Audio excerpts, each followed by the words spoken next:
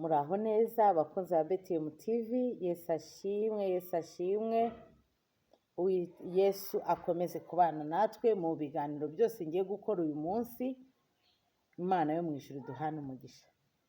Reka dusabe Yesu kugira ngo iki cyigisho ngiye kwigisha akibonekemo, kugira ngo umuntu uri bucyumve, yaba umubyeyi yaba urubyiruko, aze guhinduka. Kandi urubyiruko runkurikiye, musore unkurikiye, mukobwa unkurikiye, iki cyigisho kirakureba. Nawe mubyeyi ufite abana urimo kurera, iki cyigisho kirakureba. Ni ukugira ngo buriya hari ibintu tutiga mu rusengero batatwigisha, ariko twicaye iwacu mu rugo dushaka gusobanurira abana bacu, nabura yajya agenda akajya avuga ati hari ikintu mama wanjye yambujije, yakibeshya yanakigwamo akibuka yuko mama we yakimubujije. Reka rero Yesu Kristo amanuka abane natwe. Reka dusenge isengesho ryo guhamagara Yesu, kugira ngo ibyo tuvuga ntitubivuge ku bwacu, ahubwo aba ari Yesu duciyemo icyo ashaka kubwira isi akivuge. Papa wanjye, papa mwiza wo mu ijuru, Yesu Kristo, mana yanjye, mana yandemye ikandema ukundi, ndagushimye, ngushimiye umunsi wanteguriye, ngushimiye iyi nyigisho ngiye kwigisha yo mu migani ibice 7, kugira ngo umanuke uyisobanure, umpe ubwenge, umpe amagambo kugira ngo nigishe urubyiruko, ni ukuri basobanukirwe, bamenye uko bagomba kwirinda kino cyaha cy'ubusambanyi, bamenye ukuntu bagomba kugihunga n'ukuntu bagomba kugihungira kure. Umpe ubwenge rero, umpe imbaraga, umpe kuvuga nshize amanga, kandi ntaba ari njyewe uvuga, ahubwo aba ari wowe uvugira muri njyewe. Si njyewe rero, aba ari wowe uza muri njye, kugira ngo mbashe kwigisha iyi nyigisho. Urakoze kubana nanjye, urakoze kumperekeza mu kiganiro cyose ngiye gukora, mu gusoma, mu gusobanura, aho hose uhabe kandi ubane nanjye. Byose ni mu izina ryawe Yesu Kristo mbyambaje nizeye, urakoze, amen. Imana yo mu ijuru rero iduhane umugisha. Rero iki cyigisho njya kukigwaho nakiguye hatari cyo ngambiriye. Nari naje gusoma, umuntu yari yanyigishije imigani ibice 8, anyigisha umurongo wa 17 n'uwa 18. Noneho njya kuwusoma kugira ngo mbyanarize, mbihuze nyine n'ibyo nanjye nifuza muri ino si. Nsomye icyo gice cya 8, titire iravuga ngo ubwenge yongera guhugura. Urumva ubwenge buva ku Mana. Ubwenge rero yongeye guhugura, yarahuguye ku murongo wa 17 aravuga ngo nkunda bankunda, kandi abanshakana umwete bazambona. Ubukire n'icyubahiro biri iwanjye, kandi n'ubutunzi buhoraho no gukiranuka nabyo biri iwanjye. Rero urumva kuba uri muri ino si rwose sinakubeshya ngo nakwicara ngo mvuge ngo sinshaka ngo gukira, sinshaka etaje, sinshaka imodoka nziza y'agaciro muri iki gihugu cyangwa se ku isi hose. Mbese ubukire nanjye ndabushaka n'icyubahiro. None umuntu abinyigishije ndavuga se koko nkunda bankunda. Ni ukuvuga ngo iyo ukunze Imana iyo uyikunze ariko ukayikundisha umutima wawe wose, atari byo kujya kuyishaka ngo ukunde ubone ubukire n'icyubahiro, ahubwo ugatanga umutima wawe kugira ngo nyine ukunde Imana, uyubahe nyine, ukurikize ibyo idusaba, ukurikize ugendere mu nzira nyine Imana idusaba. Noneho nari ndimo ndisobanurira abana banjye ko ubukire bazaba bashaka ku isi. Iyo umuntu ashaka ubukire aba ashaka n'icyubahiro. Numvishe yuko ari imigisha 3, ni ubukire, icyubahiro no kurama, ariko hano sinabibonyeho, ariko ni imigisha 3 Imana iha abantu b'abakiranutsi, abantu nyine bayikoreye, ibaha gukira. Kandi ibintu byose dukora, bizinesi dukora, gucuruza dukora, ubuhinzi buteye imbere dukora, amashuri twiga ngo tumenye, tugire ubumenyi, duhangane ku isoko ry'umurimo twiga, tuba dushaka kugira ngo tuzabe abakire, n'ababyeyi bacu baba babidutoza, bana bacu muzaba abakire. Noneho ukavuga ati koko umuntu duturanye undusha ubukire, ubona ukuntu biryoshye, aba yubashywe, ari mu modoka, ari muke. Ariko kugira ngo ibyo bintu uzabigereho bibe birinzwe n'Imana, ni uko uzaba ukunda Imana. Rero nukunda Imana hari ibintu utazigera ukora, hari ibintu Imana yabujije utazigera ukora. Icya mbere uzasenga mu izina rya Yesu, uzamenya ko Yesu ari we nzira n'ukuri n'ubugingo. Icyo ubanza ugisobanukirwe ubimenye, umenye neza ko Yesu ni inzira n'ukuri n'ubugingo, kandi ntawe uzigera yinjira kwa data atamujyanye. Bivuga ngo ni iryo izina rya Yesu niryo twahawe gukirizwamo. Noneho nk'urubyiruko hari ukuntu tuba dushaka ubukire, dushaka no kubahwa no guhitinga no kugera kure hashoboka rwose. Reka nyine filime nzagere kure, isi zamenye. Ariko ubwo bukire n'icyubahiro urimo gushaka ni Yesu bitanga ntibisaze. Ariko isi yo ishobora kubiguha, isi ishobora kubiguha short time, igihe gito. Ka kantu k'abantu bakoreye Imana kitwa kurama ntukabone, ntukagezeho. Rero ubukire n'icyubahiro kugira ngo ubigereho ni uko ukunda Yesu. Gukunda Yesu ni ukugira character ya Yesu, ni ukugira behavior za Yesu, ni ukugira imyitwarire imeze nk'iyo Yesu Kristo yitwaye ari mu isi. Nanjye iyi myitwarire yose sindayisoma ngo nyimenye, nimara kumenya imyitwarire nkamenya icyo Yesu uko yashakaga ko tugenda ku isi neza, nkabyiga nkabimenya, I'm sure I will turn. Nzagaruka hano kuri no televiziyo yanjye mbigishe ikintu Yesu ashaka ko uko tugomba kugera ikirenge mu cya Yesu. Yego baratubwira tugere ikirenge mu cya Yesu. Ese abana bato bagera ikirenge mu cya Yesu gute? Ni gute Yesu Kristo yabaye umwana muto? Ni gute abana bato bagera ikirenge mu cya nk'uko Yesu Kristo yabaye umwana? Cyo nibuka nuko ku myaka 12 ari bwacitse mama we Mariya agatangira ivugabutumwa. Simbabwiye ngo mucika ababyeyi, ariko ni byiza ko utangira kwiga ijambo ry'Imana ukiri muto kugira ngo uzabone n'icyo uzaha abantu maze gukura. Kwiga ijambo ry'Imana ushaje uba wararangije kugira ibintu byinshi upfamo. Tuvuge bagusobanuye yuko gusambana nk'ubu nibyo ngambiriye hano mu gice cya 7 ko inzira y'ubusambanyi zigana ku rupfu. Nicyo kintu ushaka kwigisha urubyiruko, inzira z'ubusambanyi zigana ku rupfu.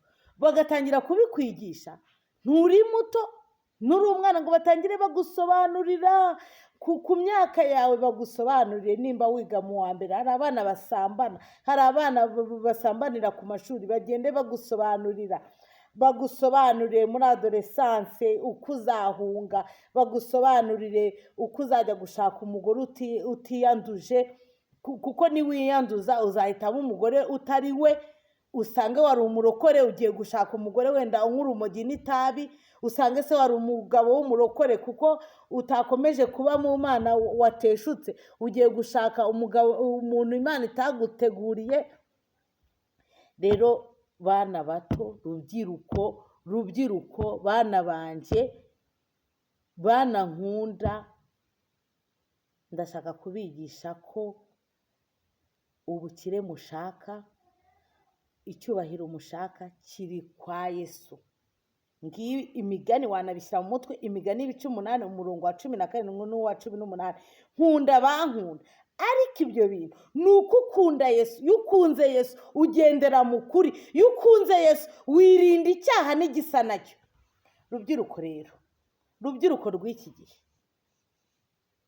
rubyiruko bana banjye, uyu munsi ndashaka kubigisha ko ubusambanyi buganisha ku rupfu. Nimba uzi kusambana, niyo waba usambana n'umuntu utarwaye sida cyangwa imitezi cyangwa mburugu cyangwa indwara zandurira mu mibonano mpuzabitsina, ariko ukaba uzi kuri musambana, urimo urajya mu rupfu. Kuko umuntu musambanye usigarana ADN yiwe muri wowe. Iyo uri umuhungu, kuko igitsina hungu Imana yabahawe ubwenge, yabahawe umutwe nk'uwa Yesu Kristo, yabahawe ubutware n'ubushobozi, yabahaye ubwenge bwinshi burenze n'ubwenge mwebwe mwumva mutekereza, ku buryo ushobora kuba wagira creativity itarigeze kubaho, wenda n'isi itigeze kumenya. Ariko iyo wibeshye ugasambana rimwe gusa, uba utakaje ubwenge bwawe ubuhaye wa mugore mwasambanye, sibyo? uba utakaje ubwenge bwawe ukabuha wa mugore mwasambanye, ejo ugasambana n'undi, ejo ugasambana n'undi. Ese urimo urumva ubwenge bwawe bujya? Ni handi rero usanga umugabo yarabaye igishishungwe. Nkaba nanabibutsa, niba wumva igihe cyo gusambana kigeze ukumva wishoboye, zana umugore, shaka umugore. Kandi nabwo umugore ni inyigisho ndende, kurambagiza nabyo ni irindi shuri, kuko kurambagiza ntabwo ari ugupfa gufata umuntu muhuriye aha ngo uhite umugira umugore. Umugore uramutegura. Umugore ni mama w'abana, ni umuntu uzakurerera, ni umuntu uzaguhera abana uburere, ni umuntu uzatuma abana bawe baba abandi bantu badasanzwe. Urumva rero ntabwo upfa kugenda ngo ufate uwo muhoye ngo mbonye ari mwiza, ngo mbonye ari igitangaza. Okay, inyigisho ni nyinshi, ariko reka mbigishe iyi ngiyi tugiye gusoma. Inzira z'ubusambanyi ziganisha ku rupfu. Ni imigani 7. Bishyire mu mutwe. Nimba urimo ugenda no mu modoka, ubishyire mu mutwe uti imigani 7. Kino gice cya 7 ngiye kukigusomera wumva ukuntu kijyana mu rupfu. Nimba unasambana umenye nejo bundi byazakugaruka. Twasomye, twagiye. Yesu umbe hafi. Mwana wanjye, komeza amagambo yanjye. Mwebwe rubyiruko ndimo guhana mwese, muri abana banjye. Nimukomeze rero aya magambo yanjye. Aya magambo ngiye kubigisha nimuyashyire mu mitwe yanyu muyumve neza. Mwana wanjye, komeza amagambo yanjye, kandi amategeko yanjye uyizirike. Hari ibintu Yesu Kristo adutegeka tugomba gukora. Ibyo ngiye kukwigisha hano kugira ngo uzirinde ubusambanyi, byizirikeho, ubifate ubikomeze. Komeza amagambo yanjye, ukunde ubeho. Nubikomeza ibi bintu ngiye kukwigisha, uzabaho, uzarama, uzagira imyaka myinshi. Kandi iyo umuntu aramye nibwo aba ari umunyamugisha, nibwo abona abana be bashyingirwa, akabona abuzukuru, akabona ubuvivi, akabona ubuvivure, akarama ibyo bintu byose akabitacinga, akabikoraho. Ariko se wabikoraho ute utarigeze ukomeza amagambo y'Imana? Yakomeze uyizirike. N'ibyigisho byanjye ubirinde nk'imboni y'ijisho ryanjye, Ibintu ngiye kukwigisha aka kanya ubirinde nk'uko urinda iyi mboni y'ijisho ryawe. Ubu se ntabwo najya gukora mu jisho rigahumbya. Iyo ikintu cyose kigiye gutacinga mu jisho uhita ufunga. Ni ukuvuga ngo rero ibintu ngiye kukwigisha byizirike, wirinde. Nimba uzi ko wanabikoze, uhagarikiraho, uhamagara iyo mu ijuru, uyisaba imbabazi, kuko Yesu arababarira, akaguhindurira amateka, akaguhereza ubuzima bushya, akakuvugutira, akagucura.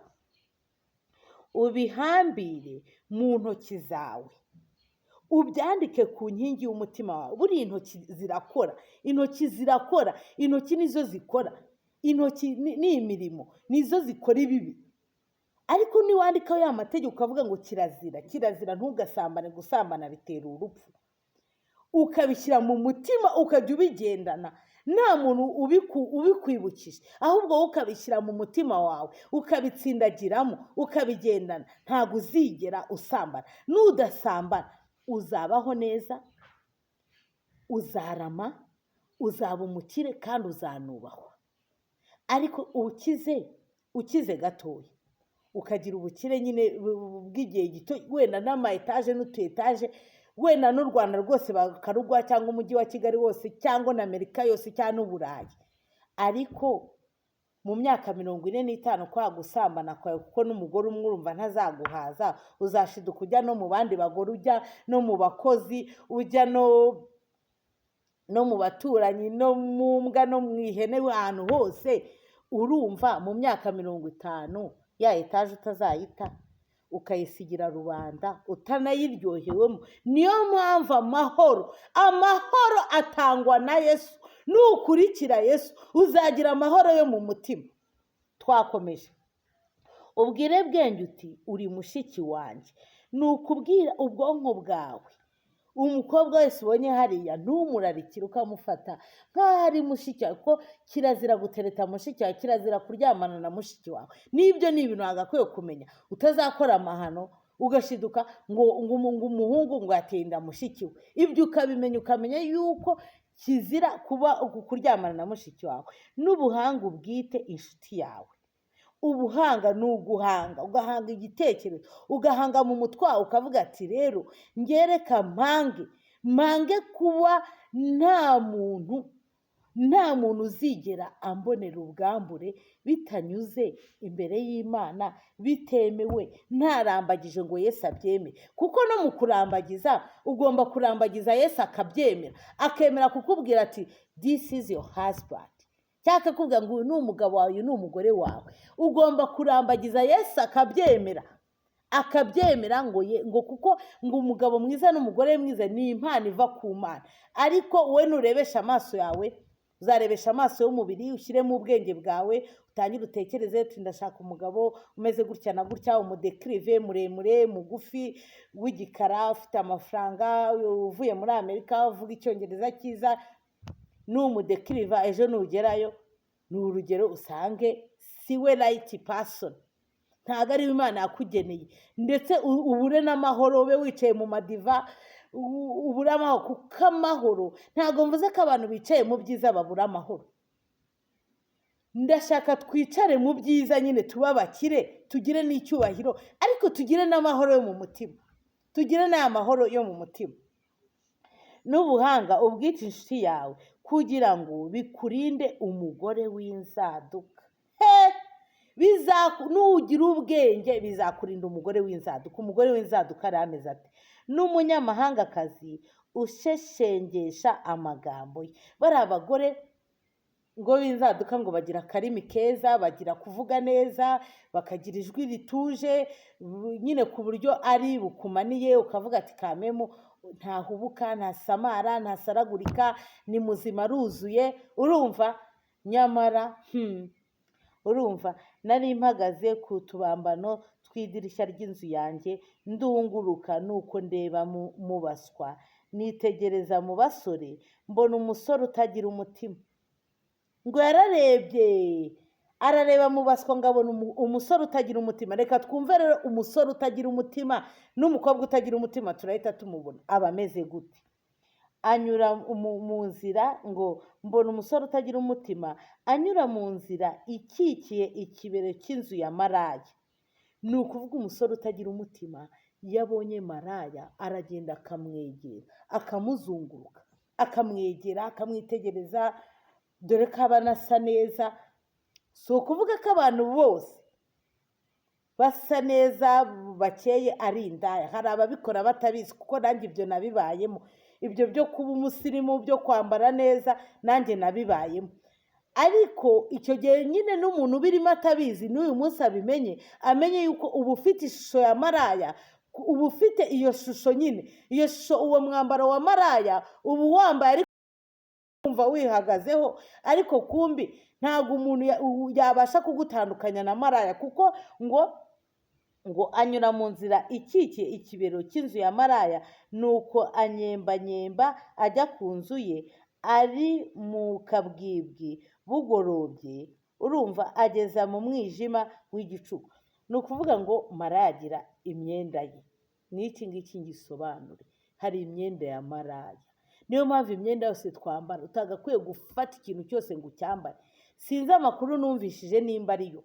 Numvishe umuntu anyigisha ngo amabikini, udukariso n'udusitera two ku mazi, ngo bwa mbere uruganda rwabikoze ngo barabyamamaje, abantu banga kubyambara. Banze kubyambara ngo babishyira maraya, ngo abamaraya b'abazungukazi bo muri France. I don't know nimba ibyo mvuga ari ukuri, ni inkuru umuntu yambwiye. Ngo noneho ngo ya myenda y'amabikini n'iki, ngo bamara ako kanya direct bahita bayambara, bahita bagenda bo baranifotoza, bahita batanga abaposteri. Uko niko twayibonye rero natwe. Rimwe nawe ukavuga ati nahatwitse, ukaba nawe watwambara ukajya pisine ukinagamo wishyize ku gasi. wambaye ubusa, wambaye imyenda ya maraya. Noneho ushobora kujya kuri pisine n'uwo mwana w'umusore akaza kuri pisine. Imagine noneho uwo mwana w'umusore arakubonye, abonye icyo kibera, akahita avuga ati umwana n'uriye. Mukaba murajyanye, ukinjira nk'iwe mu rugo, mukaba murasambanye, ukaba urwaye sida, ukaba urwaye imitezi, ukaba urwaye mburugu, ukaba urwaye izo ndwara zose zandura mu mibonano mpuzabitsina. Ngaho nawe imagine.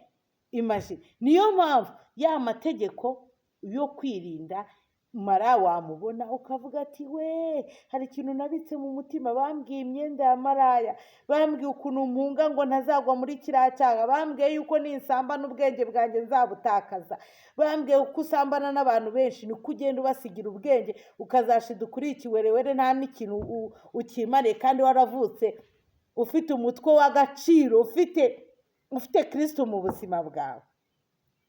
Ngo nuko anyembanyemba ajya ku nzu ye, ari mu kabwibwi bugorobye, ageza mu mwijima w'igicuku. Urumva barabikoze. Maze umugore aramusanganira yambaye imyambaro ya ba maraya. Ibi bintu mbisomye pe si ukukubeshya ko njye nambaye mini, narazikundaga pe. Nambaye mini, numvaga nyine biryoshye, ndi umusirimu nahatwitse. Ariko hari igihe wambara imyenda ya maraya wowe utabizi. Bamama rero dutangiye dutoza abana bacu kutambara imyenda ya za maraya. Ejo hatazaza n'umugabo w'indaya, kuko indaya ntizizabura ku isi. Nubwo ndimo mbyigisha, ariko na Satani azakomeza kugira abambari nyine abatazemera gukurikiza ijambo ry'Imana bazaba bahari. Uzashiduke n'umwana wawe maraya ari uje kumutereta. Kwa iki yambaye imyenda ya maraya. Njye n'ubwa mbere nari mbyumvishe, sinari numvaga ari ibyo nyine. Kandi afite umutima w'ubucakura, n'umugore usamara, ngo ni umugore usamara kandi ntiyifata. Nyine wazi gutera urwenya. Niko ntekereza, I don't know, simbizi, nyine niko ntekereza. Ibirenge bye ntibiregama mu nzu ye. Ni ukuvuga ngo ba maraya rero, abakobwa b'abamaraya ntibicara mu rugo iwabo. Ibirenge byabo ntibihagama mu nzu ye. Rimwe aba ari mu mayira, ubundi aba ari mu maguriro. Ni ukuvuga ngo mu mashopu ukajyamo ugafata kariya kantu ukagasunika, ugenda gutya unagamo kotegisi, unagamo akantu kose, unagamo akantu kose, unagamo akantu kose. Urumva ubugira ngo utira tansiyo abo bantu bahari. Mwa basore mwe rero, nawe waba uri indangare uti mbonye umusirimu ndahatwitse. Hari n'ababikora batabizi. Ngewe mpora mvuga ko hari abantu bakora ibintu batabizi. Hari abantu, ariko umuntu ubikora utabizi, gerageza kwiyambura uwo mwambaro. Ni icyasha Satani aba kwambika utazi. Ni Satani aba kwambika utazi. Gerageza kwiyambura uwo mwambaro. Urumva kuki se wagumana uwo mwambaro? Niwumva umuntu akubwiye uriya mukobwa, kandi wowe uzi ko ntusambana, ntugira uti, uvuga ati kuki antekerejeho kiriya kintu. Wibaze mu mutima wawe uti kubera iki uriya muntu antekerejeho kiriya kintu. Maze ngo rimwe aba ari mu mayira, ubundi aba ari mu maguriro, kandi ategera mu mahuriro y'inzira yose. Ubwo ni babana hari bicuruza, baba mu mihanda nahe. Nuko aramufata aramusoma, avugana nawe adafite imbebya ati, mfite ibitambo by'uko ndi amahoro. Uyu munsi nahiguye umuhigo wanjye, nicyo gitumye nza kugusanganira, nshaka cyane kureba mu maso hawe. None ndakubonye.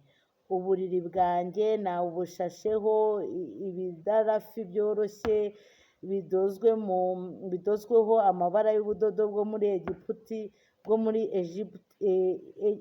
Egiputa. Urumva nyine yaramuteguye, aramutegura mpaka basamba. Bivuga ngo mwana w'umuhungu undeba unkurikiye, irinde hungira kure, ubwenge bwawe butagenda. Nibwo uzavamo umuntu ukomeye, nibwo uzavamo umuntu w'agaciro, nibwo uzamenya ikintu Imana yakuremeye, kuko nta nubwo usa nawe umuva indimi. Ufite ishusho yawe, buri muntu wese afite ishusho ye.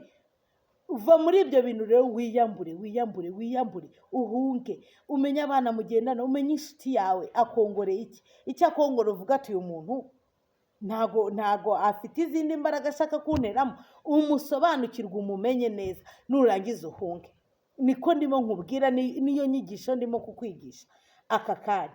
Rero maze kubigisha yuko inzira y'ubusambanyi, inzira z'ubusambanyi zigana ku rupfu. Ubwiza ubusambanyi ni zinshi, harimo gutingana, harimo abakobwa nabonye ngo basigaye bakundana ari abakobwa babiri kandi bose banambaye n'amaherena banadefirije nturabukwe. Ubwo umukobwa n'umusore, umusore ku musore, izo nzira zose ziganisha. Nubikora ukabikora wumvisha iri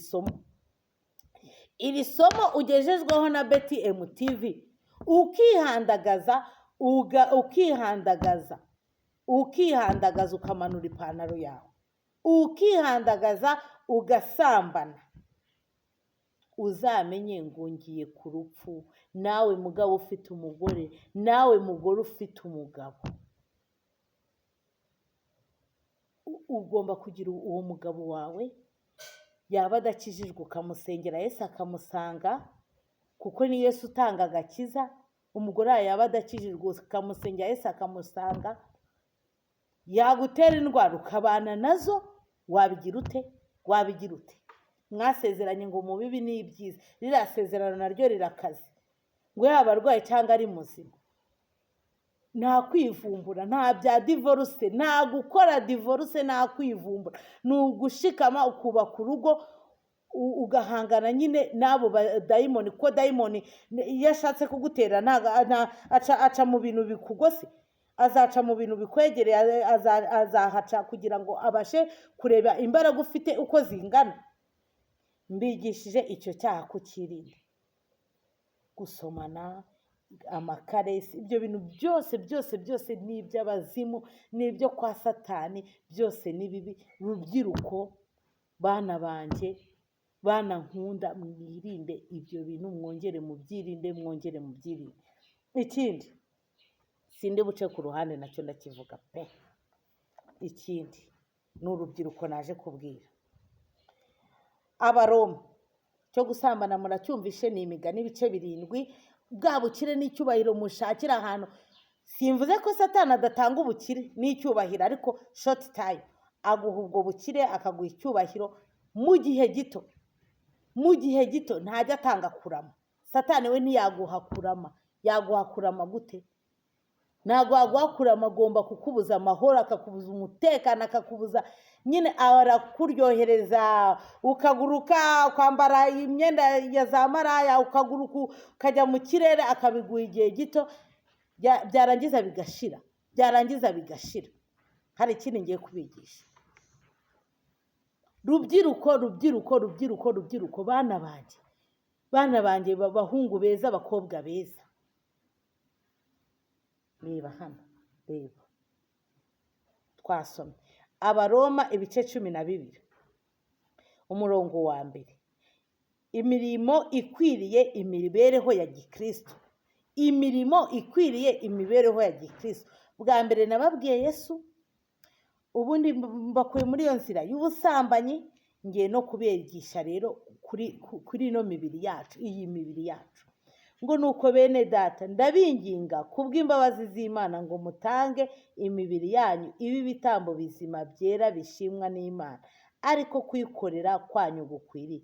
Kandi ntimwishushanye n'ab'iki gihe, ahubwo muhinduke rwose mugize imitima mishya, kugira ngo mumenye neza iby'Imana ishaka, ari byo byiza bishimwa kandi bitunganye rwose. Nuko bene data, ndabinginga kubw'imbabazi z'Imana ngo mutange imibiri yanyu ibi bitambo bizima bishimwa. Iyi mibiri twambaye ntago ari iyacu.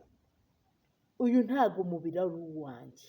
Icyo nkubwira wa rubyiruko, uyu mubiri ntiwemerewe kuwusiga tetuwaje, ntiwemerewe kuwushyiraho amabara. Ntago uyu mubiri ari uwawe. Impamvu mbwira abana bakiri bato, bakiri urubyiruko, nuko ashaka kuzicuza kera yaramaze deja kubishyiraho. Deja urumva tetuwaje irenga uruhu ikajya mu nyama ikajya mu maraso ikajya igasirikira ikakubamo, kandi ni kureri iyi mibiri redese wishushanyijeho ntuzi miningi zazo. Reka niyo zaba ari miningi ziri biburike ziri muri Bibiliya wafashe wenda ngo kuva ngo kubara, uwo mubiri si uwawe ni uw'Imana. Impamvu rero mbwira urubyiruko nkwinginga ngo utazayoba ukabyibagirwa ejo ukazabyicuza. Waramaze gufata umubiri wawe, uri umuhungu ufashe umubiri wawe urawangije urawupfumaguye. Uyu mubiri ntago ari uwacu, uyu mubiri ni uw'Imana, nituwutange. Ntago Imana ireba imitima gusa, ndabizi yuko ushaka gukizwa nyuma warabikoze utabizi, ariko ubimenye kare nkabikwigisha kuki wabikora, kubera iki wafata umubiri wawe ukawutanga. Basore bakobwa, iyo mibiri si yanyu ni iy'Imana. Imana ni Yesu. Nitujya mu ijuru Imana izakubaza uyu mubiri nagwaye kubera iki wawugize utya, wakwavuye mu nda yawe udafite iki kintu wimaditse aha wishyize aha, izabikubaza. Kandi mwene uwo mudayimoni wimaritse ku ruhu, urumva kumwirukana umwikuramo imbaraga bisaba. Ngo ntabwo turwana n'abambaye inyama n'amaraso, turwana n'imyuka mibi y'ahantu ho mu kirere. Ni amasengesho arenze n'amasengesho. Imagine abana bawe uzabyara bazasanga ufite ayo makara wimaditseho. Mutange imibiri yanyu ibi bitambo bizima bishimwa n'Imana, ariko kwikorera kwanyu gukwiriye. Kandi nimwishushanye n'ab'iki gihe, abanzi nkora make-up nisiga pe make-up pe, ngewe rwose hari na bimwe ngifite. Abo bazashaka ko mbaho ubuhamya nzabubaha. Ntabwo Imana ishaka ko twihindura, tuba twisuzuguye, tuba twimase, twihaye ubundi bwiza, twayihinduye, twayeretse ko yaturemye nabi. Yego sivuze ngo tugire umwanda, ariko nimba bafata ama make-up menshi arenze ukabona ari byo bakoresha ngo abamajisiye. Njye narebye abamajisiye b'Abanyamerika nkabona baje bimakiye nk'uko nanjye nimakiyaga. Njye nashaka gutya hejuru y'amaso nkahindura nkajyanisha n'imyenda. Nimba abo bantu baza babyimakiye barimo bahamaga izindi mbaraga kandi nazo zikora, kuko murabizi yuko abakora ibitangaza bose atari uko babikora mu izina rya Yesu Kristo, atari za mpano z'ibitangaza, atari ya maboko ava ku Mana Imana yabahaye. Hari n'ababikora ari impano karemano cyangwa se bakuye mu zindi mbaraga z'imyuka mibi. Ubwo rero wowe unyumva utarisiga tetuwaje, utarangiza uruhu rwawe, utararutukuza, rega byose twarabikoze, twarisize amavuta ahenze, twagize amasikini atari ayacu. Ubireke, mutange imibiri yanyu ari byo bitambo bizima bishimwa n'Imana, ariko kwikorera kwanyu gukwiriye. Muma munyumvishije, ukaba ufite umwana w'umukobwa, mwumvishe iki kiganiro.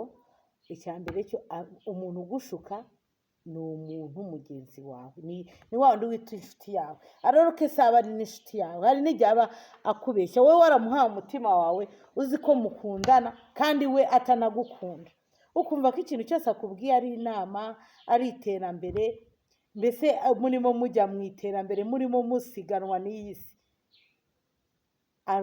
Dore ubwenge bwose abanyabwenge, ubwenge bwose bwahishwe muri kino gitabo bita Bibiliya. Ubwenge bwose ubuzatuma ubona umugabo muzima, ibizatuma ubona umugore muzima, ibizatuma ubyara abana ukabatoza uburere, buri hano muri iki gitabo.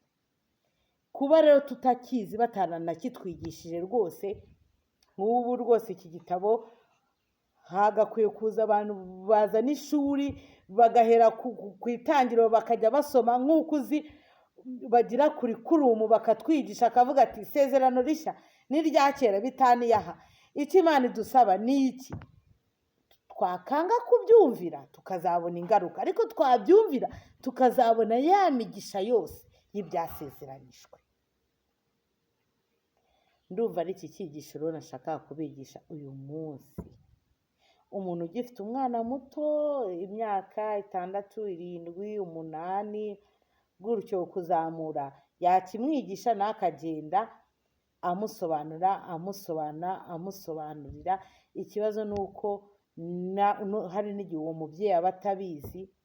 Nk'ubu nkanjye rwose sinari nzi ngo habaho rezabi imyenda ya za marangi, numvaga ibintu byose ari igisirimu. Ariko hariho imyenda utagakwiye kwambara, wavuga ngo iyi myenda ni inyambara umuntu arambona ate. Hari mekapu utagakwiye gukora, wavuga ngo iyi mekapu ninyikora uyu muntu arambona ate. Ariko urifata ukimakiya, urifata ugafata agatetuwaje ku ruhu rwawe, ni izindi mbaraga wishyizeho. Kuzikuraho ni izindi mbaraga, ni urundi rugamba rutoroshye, ni amasengesho atoroshye. Ariko Yesu warabikoze mu bujiji, warabikoze utabizi, ari nk'umuntu wagushutse, Yesu arakubabarira, ateze ibiganza, aragukeneye, ateze kuza wiruka ukamusanga ukamubwira ati ndaje, am coming, I don't know, sinari mbizi, mbabarira. Ukamusaba imbabazi, ukamubwira ati mbabarira, ni umwana wanshutse, uwo mwana wagucutse, ukamwibuka, ukamenya ko yabaye igikoresho cya Satani. Kuko hari igihe umuntu aba igikoresho cya Satani, hari igihe umuntu agucamo ngo uvuge nabi, aba abaye igikoresho cya Satani. Hari igihe umuntu akubwira nawe ngo nawe usubize nabi, aba abaye igikoresho cya Satani. Hari igihe umuntu agushuka ati tujye mu burayi, uwo muntu yabaye igikoresho cya Satani. Reba inshuti mugendana, reba umuntu mugendana katarimo gushora mu butinganyi, reba ayo mafaranga ufite katari aya short time, atari igihe gito. Reba imigisha ufite katari igihe gito. Ese iyo migisha ufite ni imigisha izaramba ikageza no kubuzukuru no kubuzukuruza. Reka mvuge rero ndabasezeye kandangiriza aha. Mbasabye imibiri yanyu ko muyiha Yesu Kristo. Mbasabye kwirinda icyaha cyo gusambana, kuko ngo inzira z'ubusambanyi ziganisha ku rupfu. Wowe utarabikora usenge, kuko Satani ntago uzabembekiza ngo ngiye ko narabikora, ngo nukuri ko Imana ngo ndakaze ngo sindabikora. Satani ni washaka, ni wahiga ngo aguconshomere imigisha yawe, agutware imigisha yawe. Wowe utarisiga tetuwaje, ni washaka ngo ubyishyire, wowe wumve ko ari right yawe, wumve ko ari uburenganzira bwawe. Nge ni uburenganzira bwanjye, uriya ko yabikoze ko ari umukire. Kambasezerero kansenge saba Yesu Kristo kugira ngo aherekeze iri jambo. Ushaka kumpamagara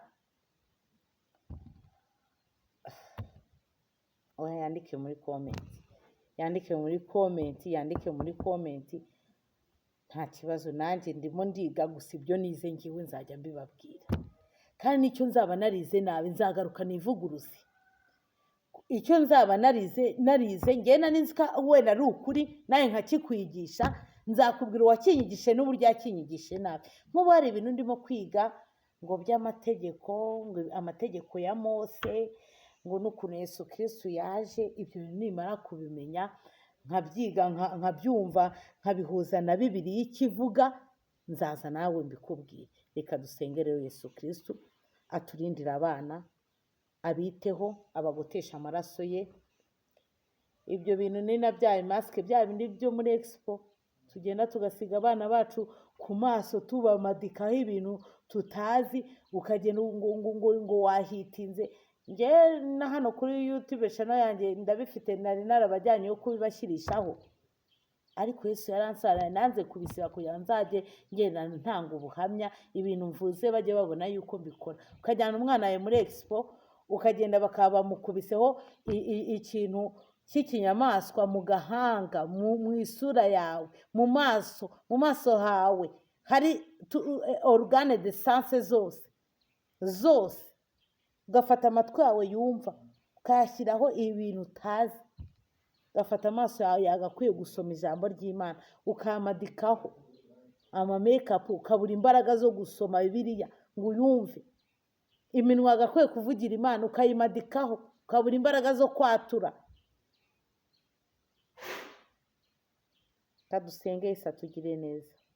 Papa mwiza wo mu ijuru, papa nkunda, papa wambyaye, papa wandemye, ngusabye imbaraga, ngusabye kugira ngo wigishe urubyiruko rw'u Rwanda. Data wa twese uri mu ijuru, ubigishe inzira bagomba kugenderamo, ubakure mu nzira z'ubusambanyi, ubakure mu nzira zo gufata imibiri yabo bakayimadikaho ibyo batazi.